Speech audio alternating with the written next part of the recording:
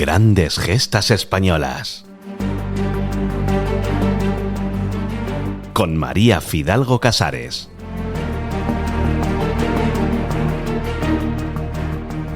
Existe abundante bibliografía y visibilidad mediática sobre los episodios vividos por españoles en campos de concentración nazi. Pero hay un manto de silencio sobre los padecidos por los también españoles en el carcelario sistema comunista. Miembros de la División Azul, republicanos y niños de la guerra, sojuzgados bajo el yugo totalitario soviético, en el que sería uno de los cautiverios colectivos más largos de la historia bélica contemporánea.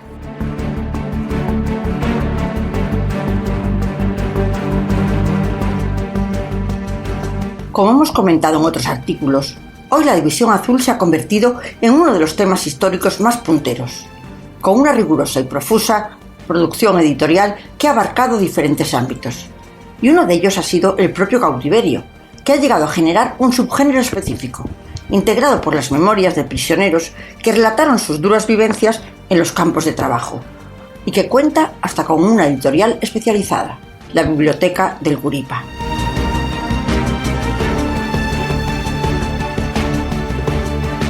Algunas obras generalistas, como las de Carlos Caballero, se habían acercado con justicia al tema, y entre las que lo abordaron con más concreción destacan el libro de Vadillo o el de Ángel Salamanca y Francisco Torres.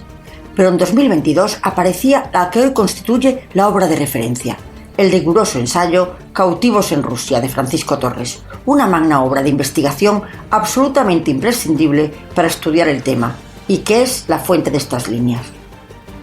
En ella, Torres aporta no solo el estudio más completo, sino que analiza una nueva dimensión de la actuación de los divisionarios en el Gulag. Demuestra que estos españoles jamás admitieron su situación como un cautiverio, sino como la continuación de una lucha en condiciones extremas, de la que saldrían victoriosos. La batalla de los 11 años.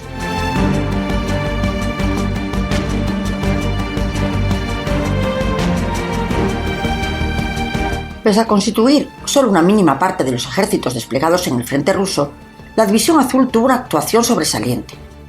Fue porcentualmente la más condecorada y el destacamento con mayor número de universitarios del frente. Hitler llegó a considerarla una de las mejores unidades de la Wehrmacht, hecho muy significativo, porque muchos expertos bélicos consideran al ejército alemán de la Segunda Guerra Mundial el mejor de la historia. Más de 40.000 hombres sirvieron en sucesivos reemplazos, y prácticamente la totalidad se alistaron por un intenso compromiso ideológico falangista. Responsabilizaban al comunismo del estallido de la Guerra Civil Española, y la consigna «Rusia es culpable» movió a un alistamiento masivo. Irían a Rusia, por tanto, no a luchar a favor de Alemania, sino contra el comunismo. Y junto a ellos, un mínimo porcentaje de españoles lo harían por otros motivos: el afán de aventura, ser soldados de fortuna o lavar un pasado republicano.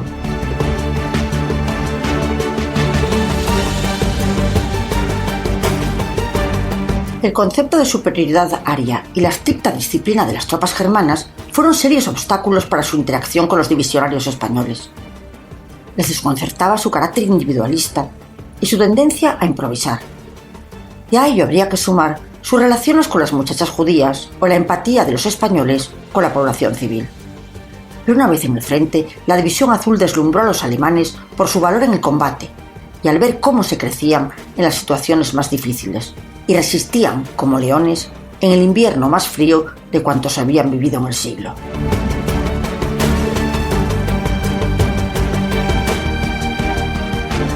Los españoles en el frente más letal de la Segunda Guerra Mundial acabarían pagando un precio demasiado alto: más de 5.000 muertos, 8.000 heridos y 7.800 víctimas de congelación y enfermedades.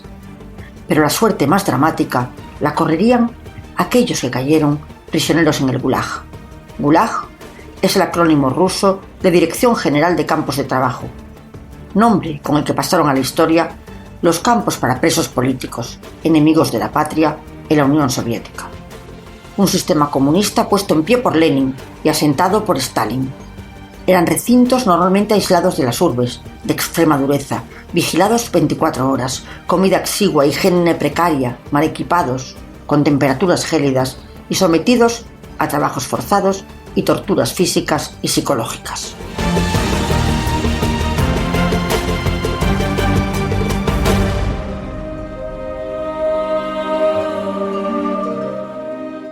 Al menos 800 españoles pasaron por los campos.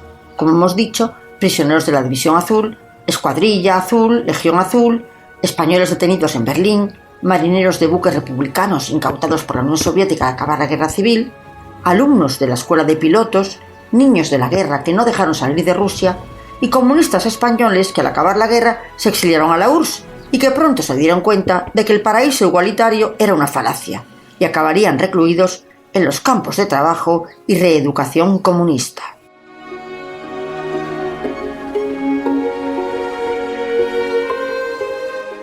Torres, en Cautivos en Rusia, identifica un número de prisioneros entre 523 y 585, a los que añade unos 60 republicanos que llegaron al Gulag en 1945 bajo la etiqueta de internados. El general jurídico Ángel Serrano, autor de División Azul y Justicia Militar, analiza también la presencia de desertores, tanto por razones ideológicas, aquellos que se habían alistado para borrar el pasado republicano, pero otros por fatiga de combate o por el puro miedo ante el enemigo. Un porcentaje a todas luces irrelevante que vuelve a desmontar la falsedad de la obligatoriedad de los combatientes. De ser así, dada la extrema dureza de la situación, hubiera habido un número ingente.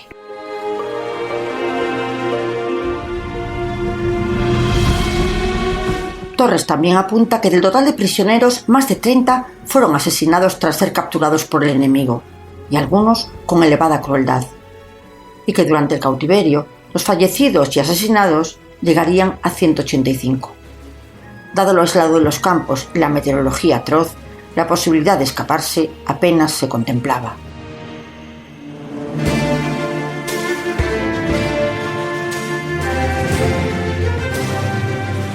Los españoles comenzaron a ser blanco de los rusos desde el inicio de la guerra, aunque lo usual era asesinar a los prisioneros hasta 1943.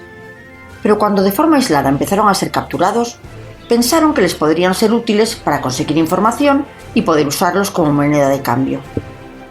El mando de la División Azul comenzó a tener noticias de estos prisioneros, por testimonios de desertores y sobre todo por la propaganda enemiga. Los rusos solían lanzar panfletos y octavillas a sus líneas, a la vez que hacían emisiones con altavoces en las que invitaban a la deserción de los soldados y comunicaban la existencia de estos prisioneros.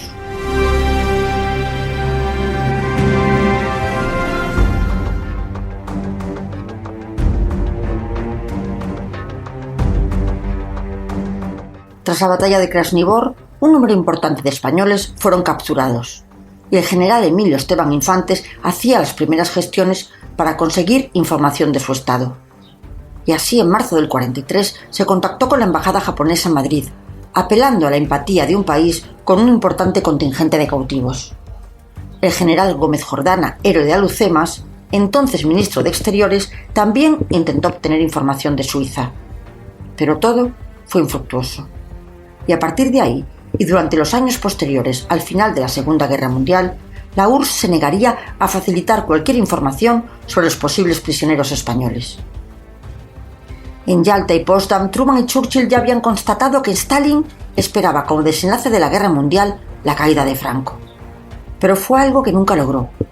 El dictador ruso llegó a promover una ofensiva de 40.000 hombres en 1944 en el Valle de Arán, que fracasó estrepitosamente y que jamás se desembocó en la nueva guerra civil que él esperaba. Tampoco fueron efectivas las acciones de las partidas del Maquis, que él sufragaba. Es más, en 1948, Stalin tiraba la toalla hispánica y ordenaba la desarticulación de los grupos guerrilleros, instándoles a penetrar en las instituciones del régimen. Y se dedicó a sojuzgar a las repúblicas del este de Europa, inaugurando una de las épocas más sombrías de su historia.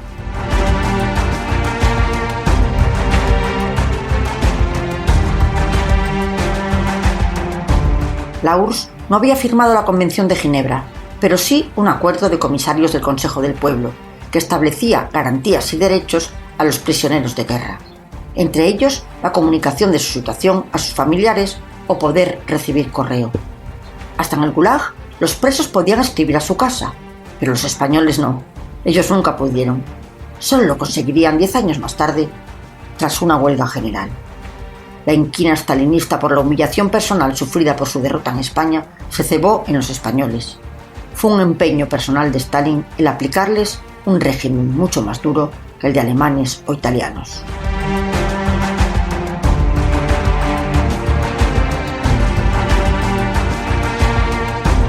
Siguiendo instrucciones políticas, esa discriminación, ligada a la idea de venganza, fue mantenida por la dirección de los campos y por sus guardianes más directos.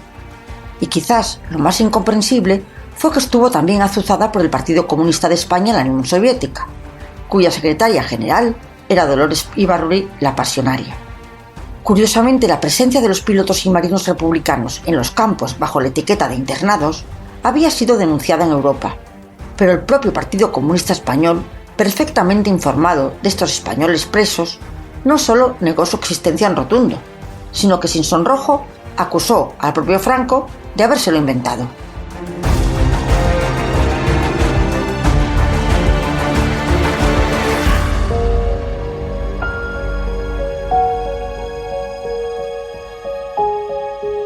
Puede entenderse que no moviera un dedo por la liberación de los divisionarios, pero tampoco lo hicieron por los suyos, por los republicanos del Gulag. Es más, abogarían para impedir que salieran de los campos. Dolores Ibárruri, Pasionaria, afirmaba que para todos ellos no habría hospitales ni compasión, que su destino era solo el cementerio. Tampoco iba muy descaminada, porque los españoles padecieron sufrimientos morales y físicos, y también la muerte, ya que el tifus y el hambre acabarían con un 25% de los prisioneros, una de las mortandades más altas por nacionalidades.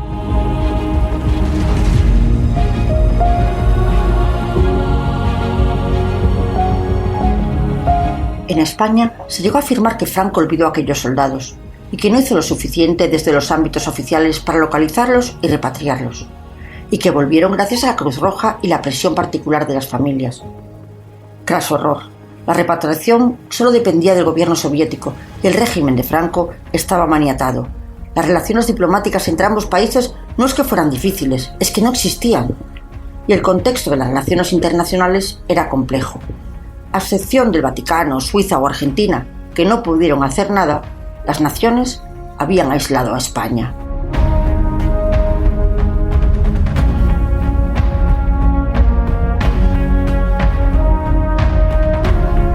Es crucial señalar que sobre todo los divisionarios procedentes de Krasnivor mantenían estrechos lazos de camaradería, lo que reforzaba su solidaridad interna y su cohesión como grupo. Y lo que sería definitorio para mantener una cadena de mando es que sus oficiales y suboficiales mantuvieron su condición de líderes, con lo que se produjo lo que Torres denomina la reconstrucción de la División Azul. Y lo asombroso sucedería cuando, ante la condición del cautiverio, las rebeldías personales transmutaron en una creciente rebeldía colectiva.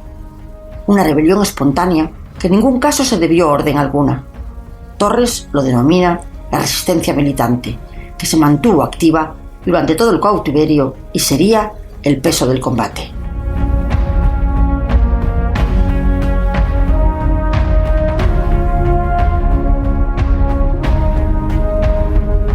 El 75-80% de los prisioneros se habían alistado por combatir al comunismo, con una gran mayoría de falangistas, entre ellos los oficiales prisioneros resistentes: Palacios, Oroquieta, Altura, Rosaleni, del Castillo, Molero, varios suboficiales, cabos y soldados.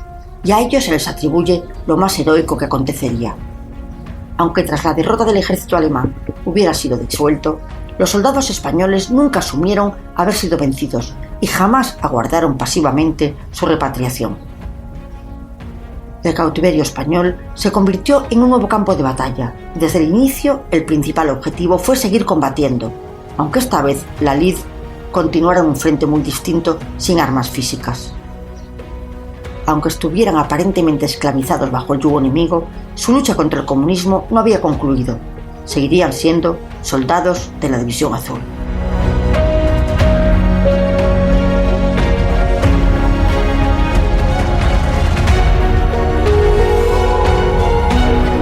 Así, esos prisioneros rebeldes tendrían que enfrentarse, por un lado, a la dirección política del campo y, por otro, a sus carceleros, entre estos, desertores enviados a los campos de concentración y exiliados vinculados al Partido Comunista en la Unión Soviética. Todos ellos también asumieron esta realidad. Era un enfrentamiento de raíz ideológica y, por tanto, hubo una continuidad en el combate.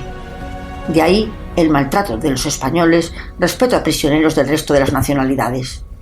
Y aún así, fueron los únicos que no se consideraron vencidos y los que no flaquearían pese al durísimo cautiverio. Grandes gestas españolas. Con María Fidalgo Casares.